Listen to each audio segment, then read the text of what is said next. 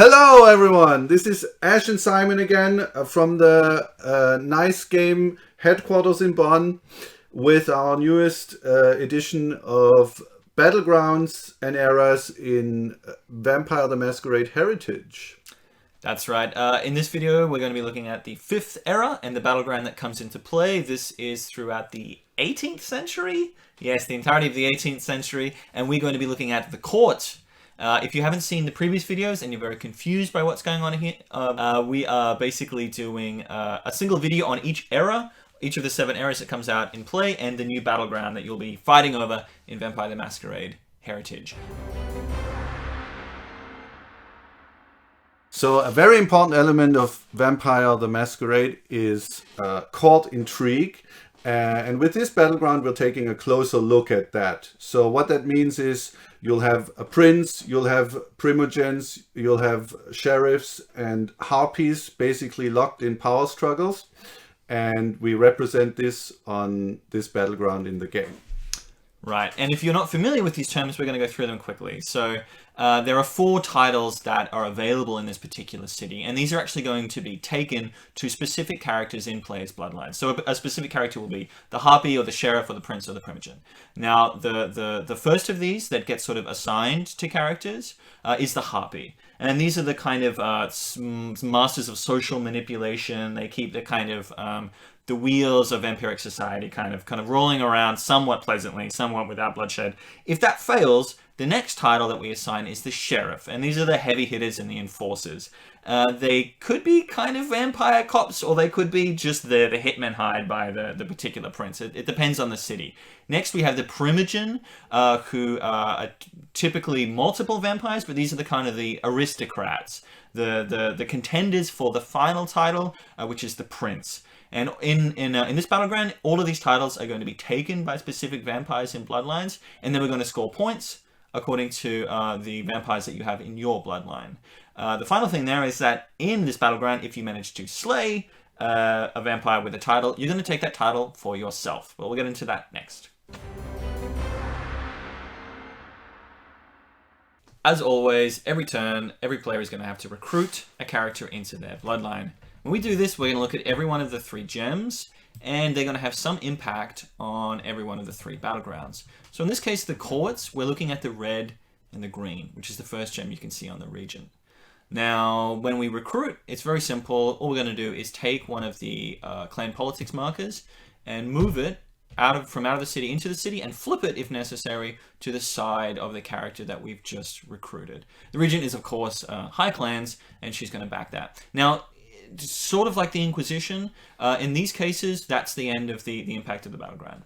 Nothing's happened. However, if we recruit again, and the final clan politics marker is moved into the city, we're going to have what we're calling an election, but really it's probably a much more bloody affair, where we're going to assign one of these titles to a vampire in play. Now, how do we determine who that is? Alright, so once a power struggle is caused by all of the clan politics markers having moved into the city, we take a look at who won, which side won the power struggle. So in this case, it's going to be the noble side, because there's 4 red ones and only 1 green one. And then we check who is the character, the red character with most power in the game. In this case, that would be the widow. And which title is being struggled for, in this case, the harpy. And now, because the widow is the strongest noble character, she is going to become the harpy. And then we reset the clan politics markers, and we're going to move on in this way, assigning all of the titles throughout the course of the game. In addition to all of the regular titles, which are worth 2 victory points at the end of the game if they're in your bloodline, the prince is going to determine ultimately whether the aristocratic clans or the more upstart clans have more political power in the city. So in this case, the peasant leader has amassed enough power to become crowned the prince of the city. As always, when you stake a character, when you put a character in Torpo who has a certain token on it, something happens. And in this case, when you put a character in Torpo with a title, whoever did that gains that title instead. So what is the strategy when it comes to the court? Now, first of all, it's obviously always good if you can get a title for one of your characters, because that's just going to be 2 victory points at the end of the game. So if you can, you want to steer the politics in the direction of your powerful, the powerful members of your bloodline, because that will most likely end up netting you a title. You can kind of think of this as a reverse Inquisition. Inquisition has a timing mechanism, and when that timing is triggered, you don't want to be the most infamous vampire because you are going to be placed into torpor.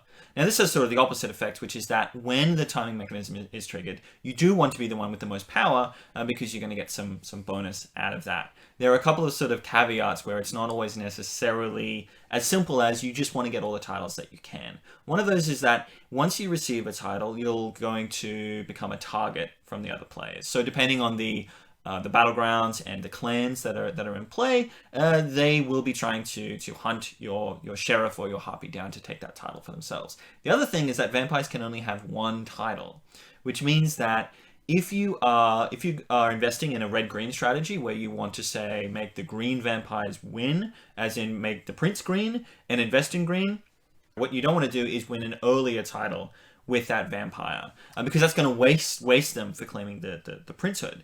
Right, you don't want your strongest guy becoming the harpy if you could be the prince instead. Exactly.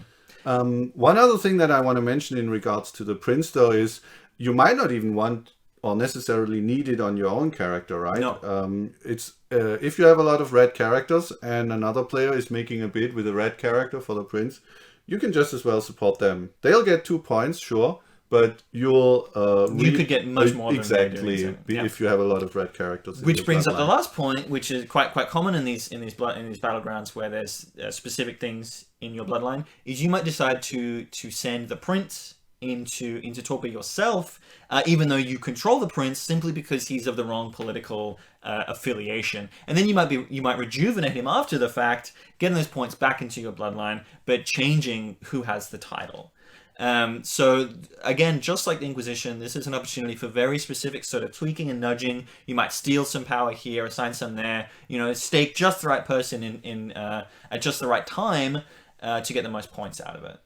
Right. One other thing about the timing here is that it's very hard to actually predict that you'll be able to get that prince in the end. So unlike the clans high and low, where you can basically try and set your whole strategy towards being dominant with one side, it's much harder to do that in this case, because even you'll have to make that one vote, that one power struggle count.